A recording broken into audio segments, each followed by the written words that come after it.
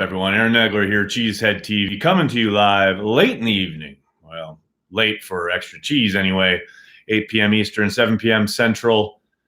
Kicking it with you late today. Sorry about not being with you guys this afternoon, but life intervenes on occasion. And now I'm settled in, read everything I need to read, rewatched the Week 12 game to depress myself, and thought I'd jump on and cheer up by talking to you fine folks.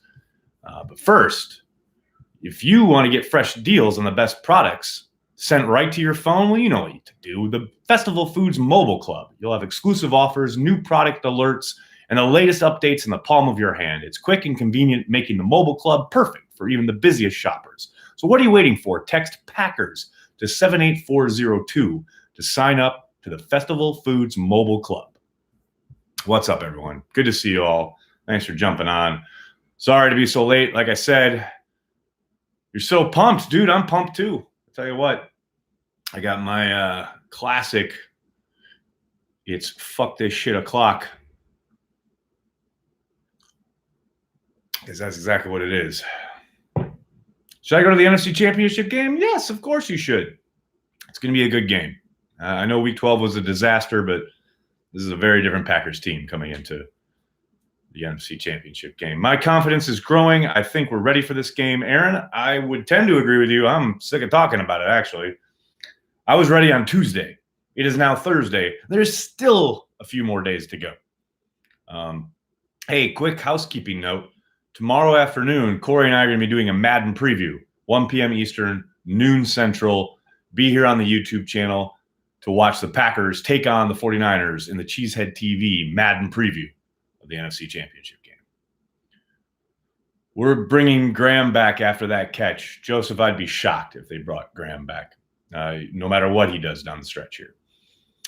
I went to the Week 12 game, and I'm much more confident now than then, for good reason. You're a much different team.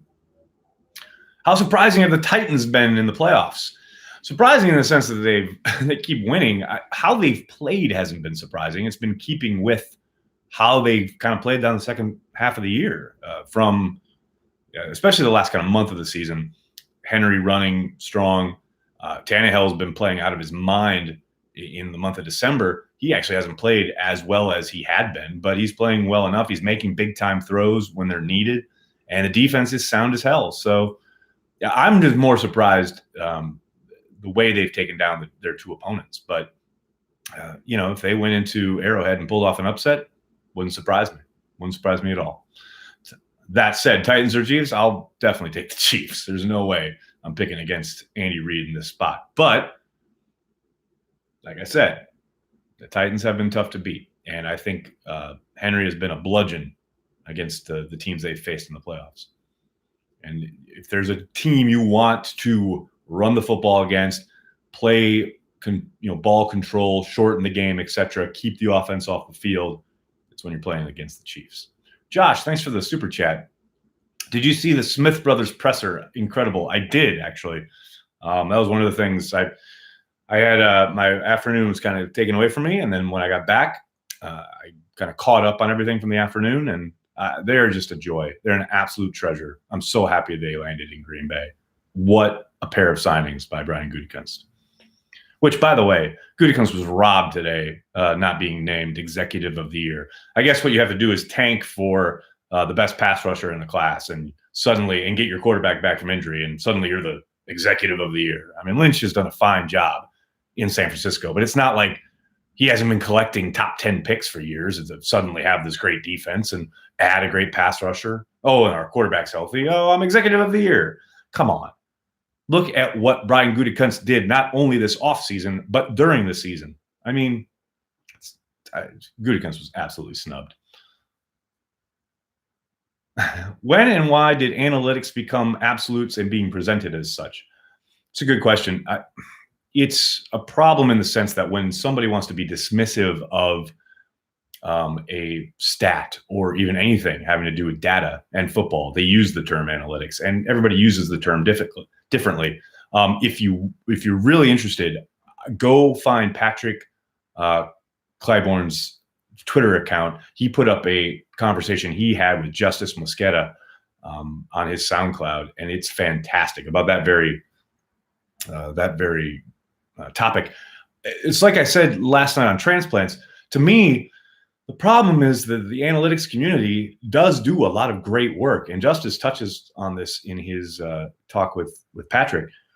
A lot of it just isn't forward facing, and a lot of it's stuff they don't and can't talk about publicly. The stuff that teams are using is not the stuff that PFF is putting out there into the world and or creating content around. The problem is the content creation side is having to compete alongside the Skip Baylesses of the world, or the Shannon Sharps of the world, and it's just not made for that. And because of it, it feels like it's getting kind of put into this umbrella group that it doesn't belong in. The Smith interview was great, Troy. I agree. Thanks for the super chat, buddy. Which team gets more rushing yards on Sunday, us or the 49ers? Whew, that's a good question. I think most likely the 49ers. Just being real here. Florio picked Green Bay? Oh, no. Oh, no. Is that true? Oh, no. Matt, we need the Lizard. I feel you, buddy. And, hey, the good news is Alan Lazard was back on the field today after missing or being limited during yesterday's practice, coming back from that ankle injury that he suffered most recently against the Seahawks, but I think that's probably an extension of the ankle injury he suffered in Detroit week 17. He's back on the practice field today, which is good. Does Raven Green play Sunday? Jay, we don't know. He's not been officially activated yet. He's still in the window to do so if they so choose. But LaFleur wouldn't tip his hand today. If they were going to do it, they have, I think, until Saturday afternoon. Hey, Nags. My daughter was born this year. The Packers are back in the NFC Championship. I'm just saying, Victor, it's clearly a sign. Jesse, thanks for the super chat. I can't believe they put in Kamara over Aaron Jones on the Pro Bowl. Such a joke. I mean, he's a very talented back, but I agree with you. I mean, Aaron Jones has been exponentially more productive in my mind, considering the usage between the two. Now, Kamara did miss some games with injury. But yeah, I think Jones has clearly had a better year. I don't think there's any question there. Is it inevitable Rodgers will play against McCarthy? I guess. I mean, if they meet in the playoffs, it can't happen next year in the regular season, but if Mike gets them to the playoffs, Packers make the playoffs, how sweet would that be? It'd be amazing. Thoughts on Billy Turner's performance as of late? He worries me against the Niners front. Nick, he absolutely should. I was actually literally just talking to a former NFL offensive lineman about that very subject. He was really abused last game, especially in some of the stunts and games that they played up front. Look, Billy started the year off on a very rough kind of note. And I thought he really improved as the year went on. But the last month or so, I'm not going to say regressed, but he's had some really rough stretches. And we saw that again last Sunday night against the Seahawks. He's definitely the weak link on the line. And that is certainly where the Niners defensive front is going to concentrate. I have zero doubt about that. Preston, thanks for the super chat. How good do you think Nick Collins could have been if he didn't get injured? Also, what do you believe are the three things keys for us winning this Sunday? Thanks for the super chat, Preston. How good could Nick Collins have been? He could have been a Hall of Famer. No question about it. What he lacked in terms of his physicality, he was not the most physical guy. Somebody that you would think would be an enforcer over the middle and or a guy who's going to get after the quarterback, rushing the passer, etc. He more than made up for in his innate ability to take angles, find his ball skills, sniff out and just create turnovers, sideline to sideline. He was really coming into his own in that regard. And the Packers and Packers fans were really robbed of watching him kind of develop into, I think, not Leroy Butler, but, pretty damn good safety. As far as three keys for Sunday, I'll say got to play a clean game. Don't turn the ball over. Obviously, the Packers failed there in the first offensive drive last time around. They have to mitigate the pass rush with the short passing game. There was way too much downfield action last time, way too much spread stuff. Condense the formations, use the rhythm passing game along with the running game. You got to run the ball. You got to do it, no matter if it's slow going at the start, which it most certainly will be. And then number 3 is you have to disrupt Garoppolo in the pocket.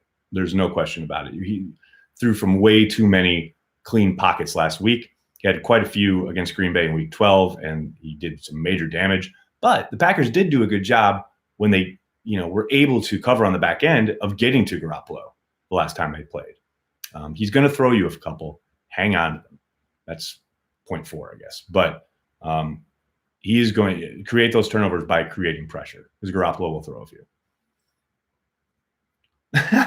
Every year I've had a kid, we've gone to the NFC Championship, 10, 14, 19. I don't want to talk about your business, but you need to get busy again. God, the Vikings fans can just crawl back in their holes any day now. Jesus fucking Christ. Hey, man, Vikings fans are going to chirp. That's all they got, man. That's all they got is our misery now. It's all they have to hold on to. Just remember, they're watching from their couch along with the players on their team. Next, I just sat down to do homework, then saw Cheesehead TV was live, and now here I am. Shawnee, I'm glad you got your priorities straight. Cory Banky, former NFL O-lineman. No. Please, you think I talked to Banky outside of office hours? Come on now. Devontae in the slot equals money. Jonathan, I agree for the most part, and they've done a really good job of moving him around as of late. The problem is against the 49ers, they very rarely have to rush more than 4. So even if you're in the slot, you're running into that cloud coverage, that 33 buzz, and there's not a lot of openings there, especially if you're trying to work deep. I think the intermediate stuff, quick hitting stuff, Vontae's going to have to be ready to take a couple licks because they're coming. There's going to be a lot of bodies flying around. You learn more at Cheesehead TV than school anyway. About all that. Excuse me. A nuclear family. Chris Sims says the 49ers throw a lot down the middle. How do we stop that and force them to throw outside the numbers? Well, I would think that 3 safety look that Pettin likes, trying to clog things up, play a little bit more man with some robber coverage is what I would say, where you show too deep and maybe you have a safety kind of hovering down, but then you drop one of those guys into a robber in the middle, and then Blake is there taking the crossers. And now, the problem is you've got to be able to hold up front. You got your pass rush has got to get him off the spot, because if he's allowed to stand back there and pick things apart, especially if you're playing man, guys run crossers, guys run slants, they're going to come open eventually. But for the most part, I think robber coverage is probably a good counter to a lot of what they like to do. But of course, there's got to be dial coverage. You can't just play predominantly one thing, or else teams will figure it out, unless you are exponentially gifted in an area like the 49ers are. They have all those guys up front who can wreck things. It allows them to rush just 4, which is why they can play that cover 3 as much as they do. They play mostly zone. It's a match zone. They play mostly 3 high, sometimes 2, but they can get away with it because they're so good up front. So Sherman does not travel. Traditionally, no. He has on occasion, but for the most part, they stay sides. But again, that's not a strict rule, but for the most part, he has. We need Blake to step up big when blitzing like he did against the 49ers week 12. Jay, he did have a number of really nice blitzes against Garoppolo, including a sack. And I agree. I think he's much better utilized that way than he is dropping into coverage, obviously. Now, again, can't do one thing all the time, but he's much more effective when moving towards the quarterback than dropping, turning his hips, and trying to run with guys. I think one thing you've seen teams do a lot of recently, and I think you're definitely going to see the 49ers do this, is they've run kind of trailer where they've had a guy go across. So the safety takes it, called cutting the crosser. So you have that crosser come across, the safety drops down, and then they have a guy trailing him, and it's another receiver, and Blake has to take that. Now that's a mismatch. You've got a wide receiver tearing down the middle. You're talking about the middle of the field. That first safety comes across, takes away the crosser. Here comes Blake. You've seen it so many times here over the course of the last 2 or 3 weeks. That second guy comes, and that's Blake's guy. He's got to take him. Now you've got a wide receiver on Blake, and that's a problem. Should I watch Solo? Yes, you should watch Solo. It's so good. It's one of the best things Disney's done with Star Wars. Yes, you 1,000,000,000% should watch Solo. It's so good. Do you think MVS is still hampered by an ankle injury? Not at this point. I mean, who knows what he's battling, really. At this point, everybody's working on something. Nobody's 100%. But I don't think at this point you can use the ankle as any kind of excuse. Packers 3, 49ers 38. Antonio, it's entirely possible. I don't think likely, but possible. Solo is awesome. Yes, it is.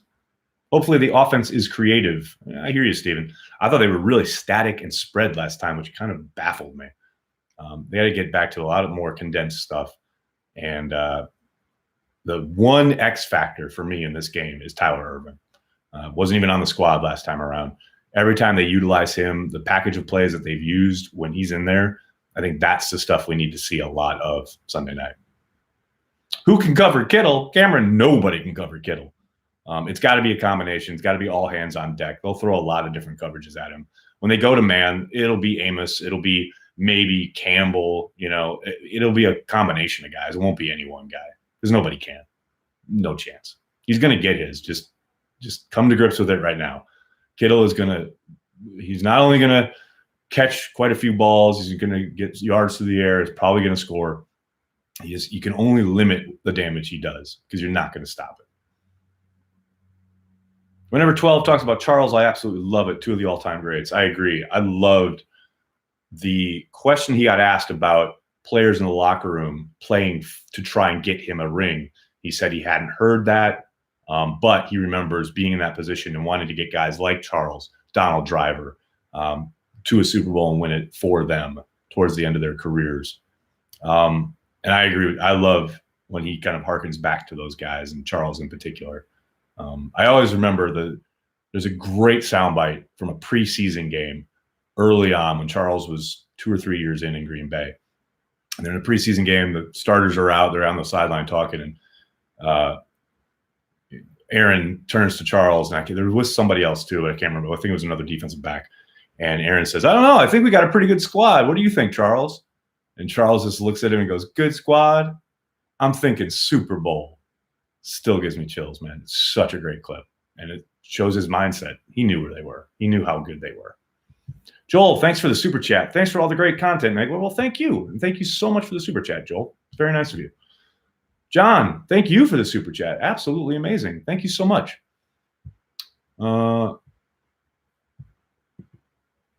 Donald Driver has been so grateful too. Analog, you are absolutely right.